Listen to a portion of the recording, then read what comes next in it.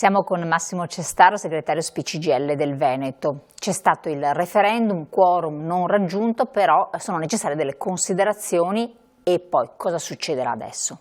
Allora, quorum non raggiunto, però noi siamo soddisfatti di tutti quanti i rapporti che in particolare il commissariato dei pensionati, ma come CGIL abbiamo avuto in questi mesi con tantissimi pensionati, tantissimi giovani nelle piazze, nei mercati, nei posti di lavoro. Abbiamo contattato migliaia di persone e con loro abbiamo stabilito anche un patto, no? E cioè che, sapendo che il quorum era oggettivamente difficile raggiungerlo, noi ci siamo impegnati a proseguire comunque in questa battaglia che attiene sostanzialmente alla dignità dei rapporti di lavoro.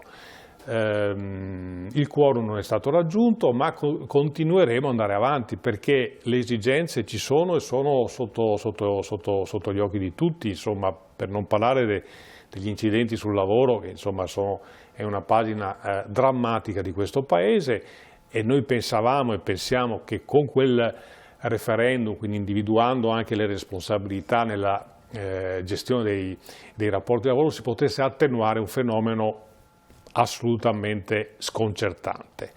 Però lì è anche culturale, è anche una questione che si scopre. E dovremmo continuare ancora, infatti noi abbiamo sempre detto dopo l'8-9 giugno c'è il 10, 11, 12 eccetera, nel senso noi continuiamo un'azione che avrà le azioni che metteremo in campo con la politica, con le nostre controparti datoriali, con il Paese. Noi siamo una grande organizzazione sindacale e quindi continuiamo in un'azione per ridare dignità al lavoro e sicurezza al lavoro. Questa è la cosa che abbiamo in mente e che continueremo a fare. Per quanto riguarda invece le tutele per i licenziamenti illegittimi, qui vi aspettavate un po' più di partecipazione visto il trend in generale. Sì, però è anche vero che è stata fatta pochissima informazione. Non è stato compreso? No, perché sono aspetti molto tecnici che hanno bisogno di approfondimenti e il fatto che non siano stati costituiti da nessuna parte i comitati del no, come lei sa,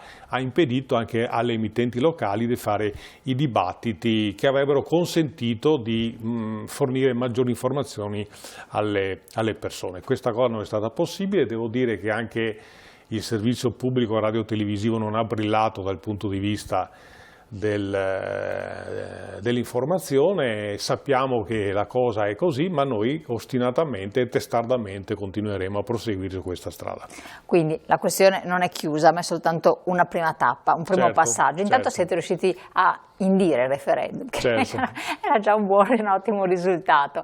Io la ringrazio, segretario, grazie di essere stato qui con noi, grazie a voi cari telespettatori, continuate a seguirci, ma vi invito sempre ad andare presso le sedi presenti ovunque sul territorio dello SPI-CGIL per farvi controllare la pensione, è importantissimo, prendete un appuntamento e andate. Grazie.